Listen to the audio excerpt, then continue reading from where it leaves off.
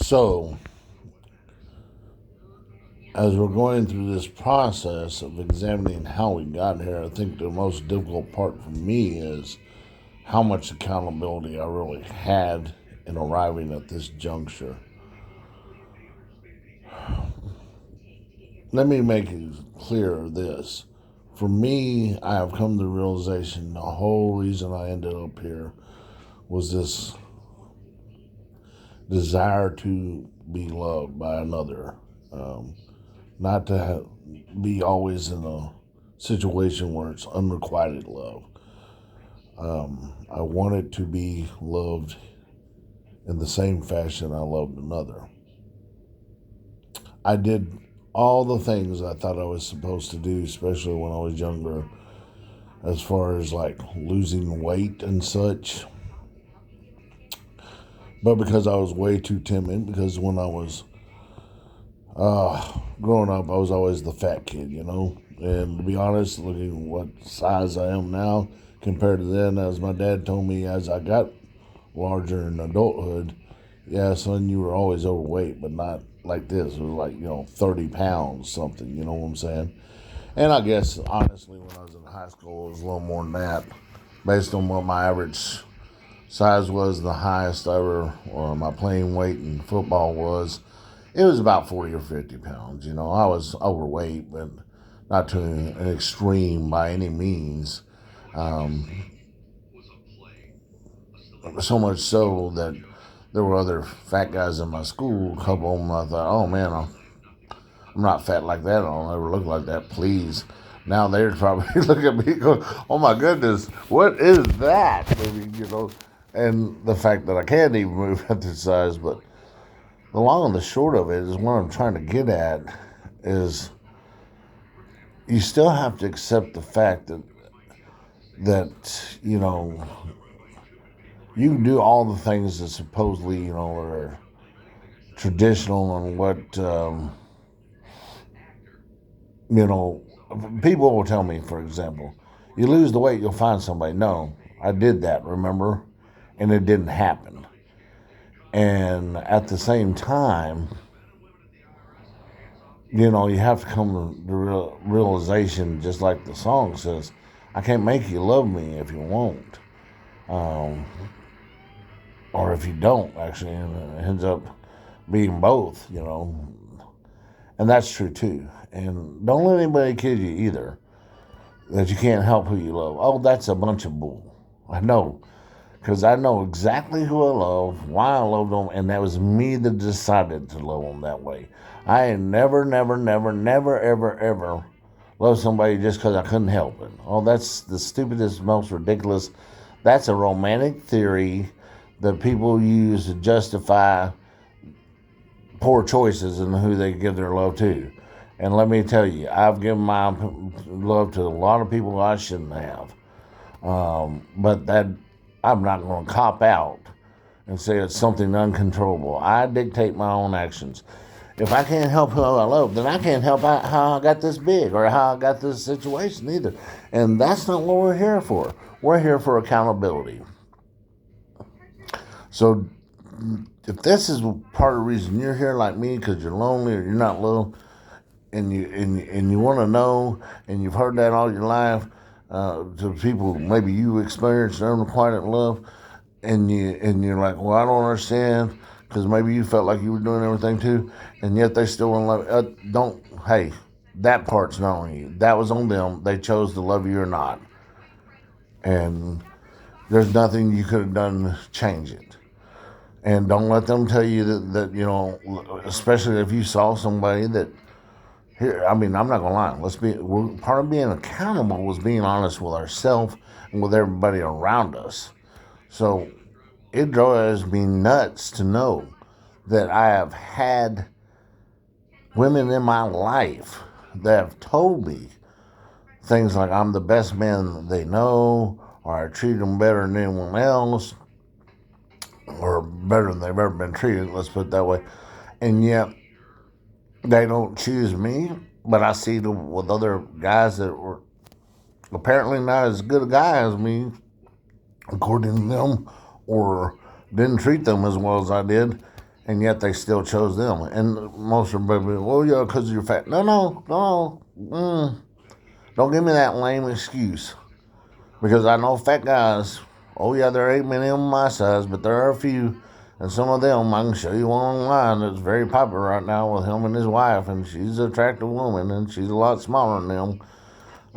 You know, the matter of the fact is, or Ralphie May, let's put it out there. Ralphie May, well, weighed at his heaviest, weighed over 200 pounds more than I do, and was 3 inches shorter than me, and had his wife was she the beauty queen? Well, beauty queens no, but she was she's still living, an attractive woman.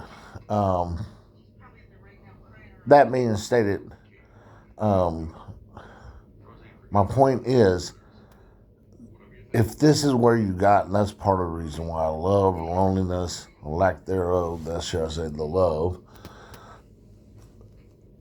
Okay, that part you're not accountable for, and don't listen to everybody's excuses as why you're not loved. Okay, that's all a bunch of bull. It's people choosing, and no matter you're big, fat, skinny, thin, old, you can be loved and be loved by somebody. Let me tell you this. I will say this.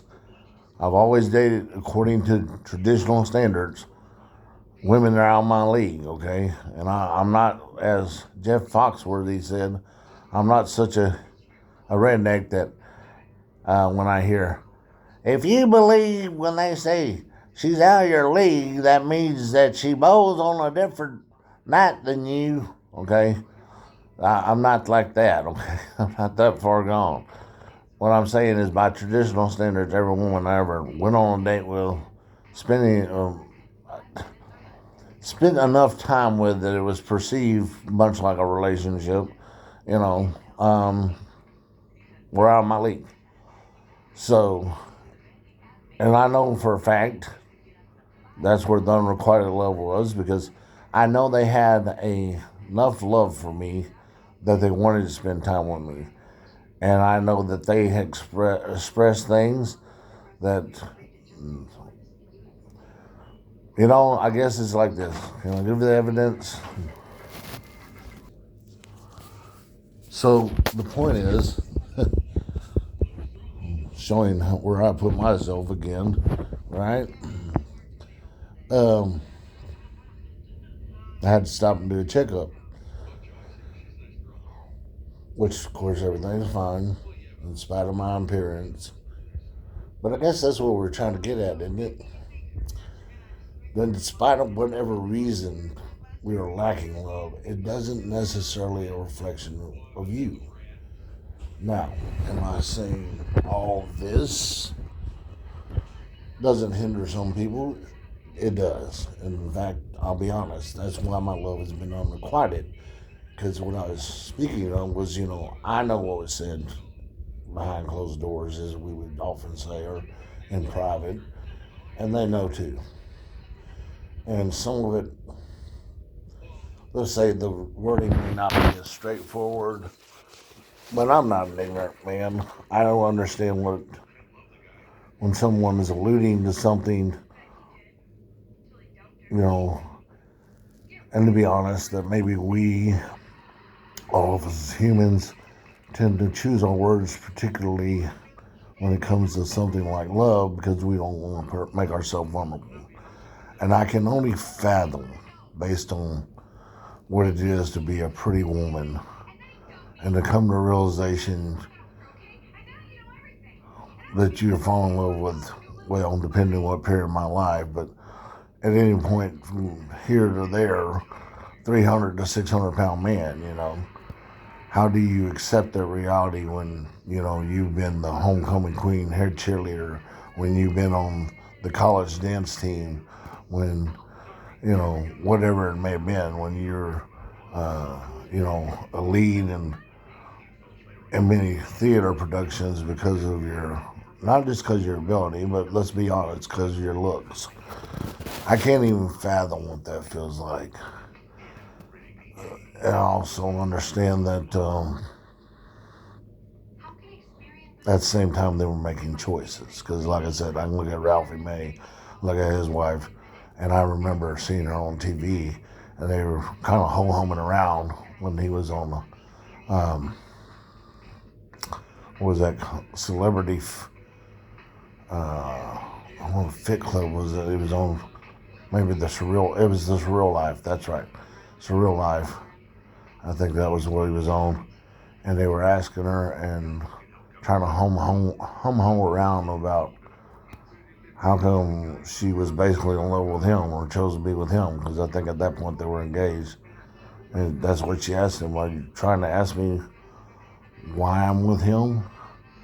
She said, because he was my best friend and he made me laugh. And I thought to myself, if the only reason I'm not with him is because of his size, then how shallow am I? For all those ladies out there that I spoke of, and they know who they are, I don't have to mention my name. I'm not going to judge you. I can't even fathom how hard it was to even love me at all. Would traditionally, I agree with her, based on the definition of shallow, the fact that you couldn't give yourself over to allowing yourself to love me in the same manner I love you. Would that be defined as shallow? Yes. I mean, I'm not going to beat around the bush. This part of being accountable, by the way, is you got to be honest, and that's where we're at. We're being honest with ourselves about our relationships, about, and when I say relationships, obviously the other people in those relationships, about our actions. It's about being honest all the way around. And so, yeah, so y'all were shallow. It's just that simple. But at the same time, I understand, and I don't hold it against you. I understand the pressures of other people. When you even stated about that, I mean, one of you, another one gonna probably think this applies to her, but one of you, when you're very young, said, basically that other people would, judge her for it, and including her mom. That's why the other, another lady might mistake this for being her. I wasn't quite what was said with her, but I think her mom would have done the same. Anyways, the long and the short of it is, all that being stated, I have to realize, no matter whether they were shallow or not, and and most people are going to say that was a legit reasoning for them to, because you might be dead tomorrow. They've done my test today, and I got a friend of mine who may be watching this, and he'll tell you that I sit around and tell everybody, have a sibling that won the genetic lottery when it comes down to athletic ability. It was a 3-time national competitor at the collegiate level. They look like what someone who was a collegiate athlete should look like at about 50 years of age. In other words, what we would expect. They kept themselves in decent appearance shape. I obviously don't look like that. I won the genetic lottery on the other end of the spectrum, as I have extremely good health. And in spite of ups and downs with mobility and size, the health has never really wavered.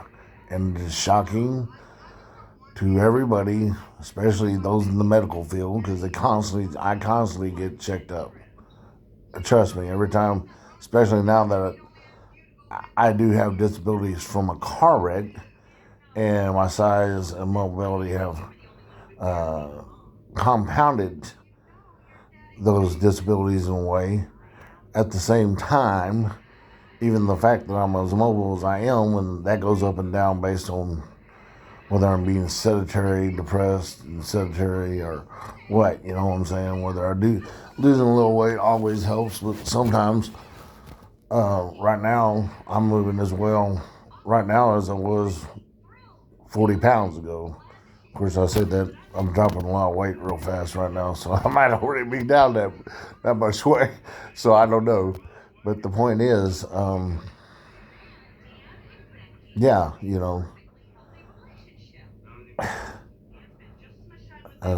pardon me, I sometimes do lose my train of thought. I have bad memory problems, but the matter of the fact is, all these judgments. Okay, that's my point.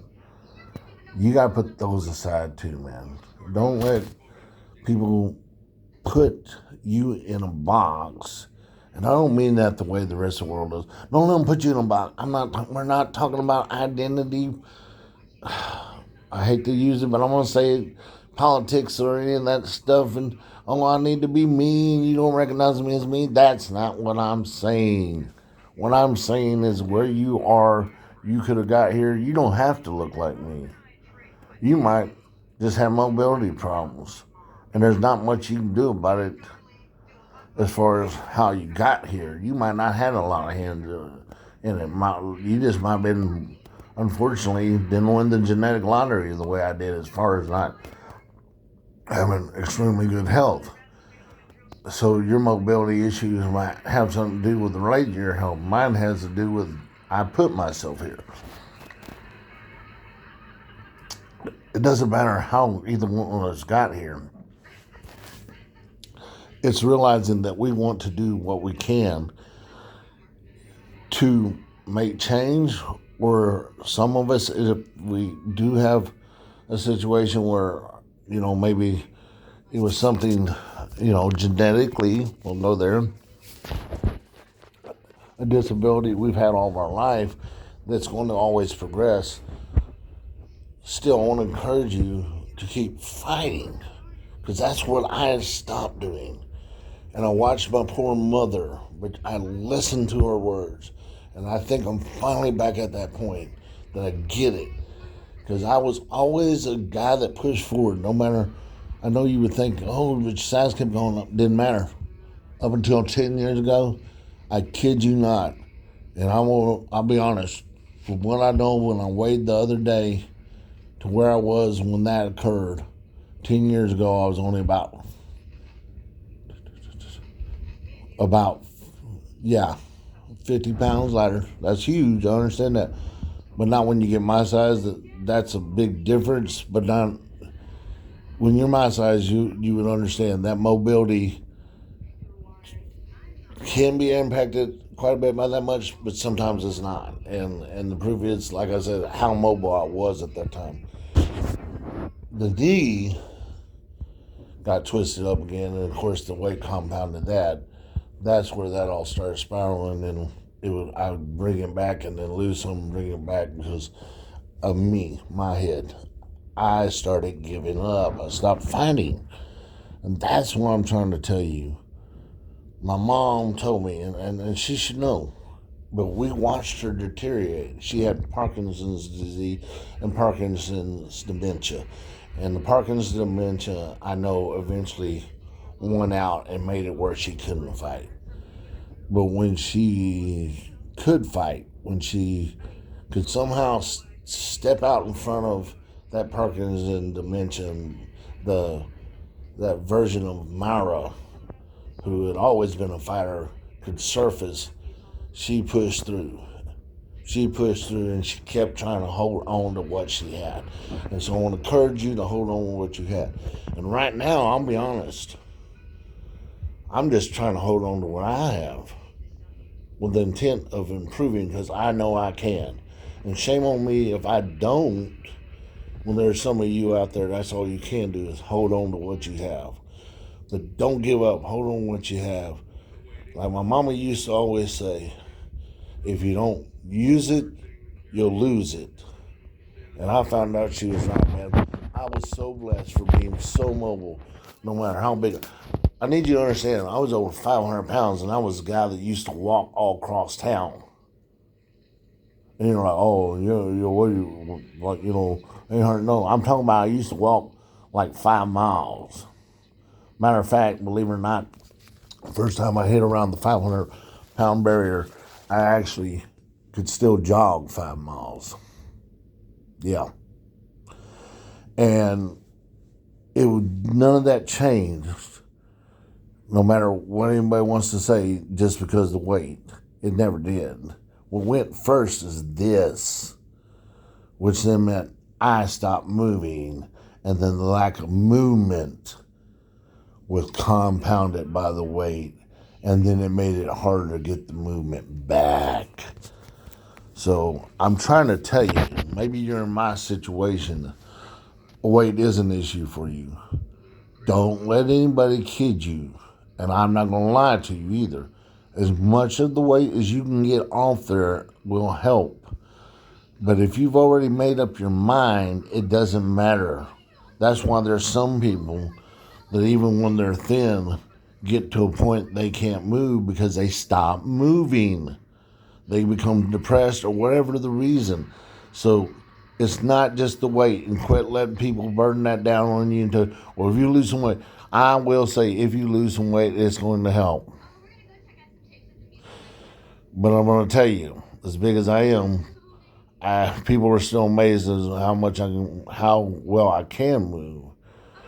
Although then there's others like my sibling looks in shock because they remember how well I can move for so long. And yes, the weight's still there, so they assume that's what caused it. No, that's what's compounding it. That's what made it impossible to rebound on some level. Not impossible, keep that in mind, because I can do it, but that's the way it appears to them. And that's the other thing, too. You need to understand that no matter what, and people that love you, sincerely love you, they haven't walked a mile in your shoes. I know that's an old statement, but there's a certain amount of truth to it. They don't really understand. They don't know. You do. And rather than trying to argue that with them, trust me, it's a waste of time. They will never understand it until they experience it. But you know what you're experiencing. You do what you need to do, which is take care of you right now. And taking care of you is being accountable to you. And back to what we were trying to get at all along. That means you have to accept responsibility of what you did get here. Now, acknowledgement, as I used to say, what is that? The Negro College Fund, I think it was. That's an old commercial. Please, those of you out there that got an extremely PC, I didn't make that up. I'm not being ugly. That's what it was called. You don't see the commercials for it anymore. Mind is a beautiful thing to waste. Actually, that was the one they did. It was a military one that did. But a mind is a beautiful thing to waste. And the mind is what causes most of our problems. Let's get there, okay? Which I'll be honest, in my belief, that all starts, your mind starts going when your spiritual starts going. You decide for yourself, like I said in an earlier video, how that's all connected. The physical, the mental, and the spiritual. For me, the root of all things is spiritual. You may feel it's physical. I'm not here to debate that with you. What I'm trying to say is what I can assure you. Okay, all three of those are connected. And I think the biggest, personally I feel, and you may feel it's the physical, fine. The biggest villain in all this tends to be our mind. Because it's the one that does not separate from the spiritual or physical in any means. And it doesn't matter where you end up, how you got there first, whether the spiritual deteriorated, physical deteriorated. The mind is the abyss that keeps that thing in digging bigger and bigger and bigger. I mean, the abyss doesn't dig, but that's what it comes from, this digging. The deeper the hole, this digging creates an abyss that becomes unescapable. And like I said, hey, let me give you another example. Back to you don't have to be fat like me. You can be thin. I know someone who I love very dearly, who, if you see them, are the epitome physically of what physical fitness should be, especially at the age they are. And they have spent their whole life dedicating themselves to helping others, such as people like me, to improve their life, and yet they themselves can tell you about that abyss. But they're not the only one. That abyss can be dark for a lot of people, and I think it's out there for a lot of us, a lot more than we're comfortable about speaking about. And I know we live in a different time period where people are being more open about it. But again, understand that what you have to do at this point in time is focus on your accountability.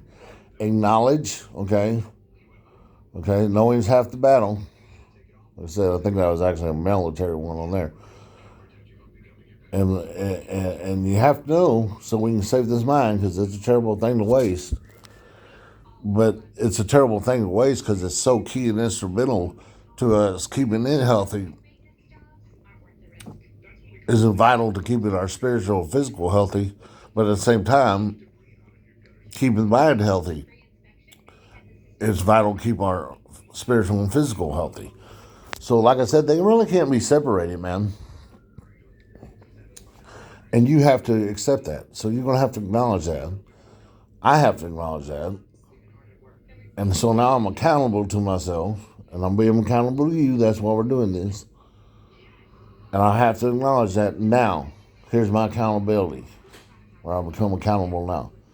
What, again, am I going to do to change it? I know we've talked about it, and I think, like, at this point in time, you're probably like, all these videos are the same. No. Look at the area we're in, but we're not going to be here much longer. That doesn't mean we can't probably do some other things here. It's kind of hard for me to film and do some of the things I want to do with you right now, to let you know that we're not just talking the same thing over and over. We're laying a foundation, okay?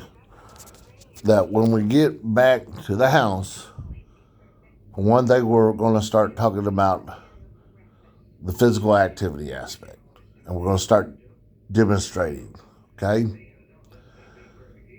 Here's what you need to understand. Going back to the person I was talking about. Like I said, she's a beautiful human being. She's helped a lot of people in her life. One thing she told me to try to inspire me a few years back, when I was going through a period where I was trying to fight against this, was part of the key is it's not that you have to do what everybody says. Oh, you got to do this much. No. If you're where you're at right now, just do something. Over time, we can build how much you do. But as she said, if you can just do 3 minutes a day, if you can initially do that, and that's what I'm going to encourage you, because I know she's right about that, because I have looked back over the time period after she stated to me where I haven't done anything at all, as to where I started trying to get up and just do something. Hey, my wheels get going when I do that. And it starts working the way it's supposed to. But here's the thing, and you'll hear this, no matter who you speak to, consistency. That 3 minutes has to be every day. Okay? Now, when we get to maybe more advanced things, like where the weight, like let's say you're lifting weights, obviously there's days you rotate, okay? Arms, legs, upper body, lower body. So you're taking some time off, okay? But when we're just trying to get the moving, Set that standard to 3 minutes a day. I don't care if you're so big or so weak. Like I said, the size doesn't apply here always. If it's just a matter of you have a hard time moving and you just got to do this for 3 minutes, just moving your arms, okay? Moving your legs in your bed. If that's all you can do right now, do it. Lifting your legs up off the bed, doing leg lifts for 3 minutes. And at this point in time, obviously, I don't know if I can lift my legs up and down for 3 minutes. I can lift them and hold them. We're about to wrap this up anyways. Chaplain just came in to see me. Point is, keep the movement. We'll talk more about that next time. Hey, right now, just keep coming back. Just like let's make a commitment. See, that's what accountability is. Committing yourself to, it's acknowledging it, and accepting that responsibility, and taking actions. Okay? So right now, part of the accountability is keep coming back here, holding each other accountable, and making a commitment not only to each other, but more importantly to yourself and to, right now, let's say, that movement, okay? That commitment to the movement, I say right now, that's from here forward. But that how we commit to that movement is going to change as we progress, right? So I'm going to let you go because the chaplain's coming in to speak to me, and that's something I need to do right now. Like I said, it's the foundation for me where everything deteriorates is the spiritual. So we got to start getting that back on track. You figure out what it is you need to get back on track to get this foundation laid so we can go again, all right? You want to get back to where you were, or, hey, like I said, I don't know your situation, maybe since the day of your birth, and if you do, thank you for being here, and let me humble myself and say, shame on me that I ever put myself in this situation, not knowing you. We can only fathom what you've had to experience your whole life. I admire you. I'd love to hear from you because you're an inspiration to me, and it puts it back in perspective for me. Shame on me if I don't do more, seeing how you're trying to do what you can to just hold on to what you have. Okay? I want y'all to know, if you don't feel love, I love you. I love you, and I love you for no other reason because you're a soul, first and foremost. And secondly, because you are fighting to hold on, to move forward, and that's important. We'll speak to you soon.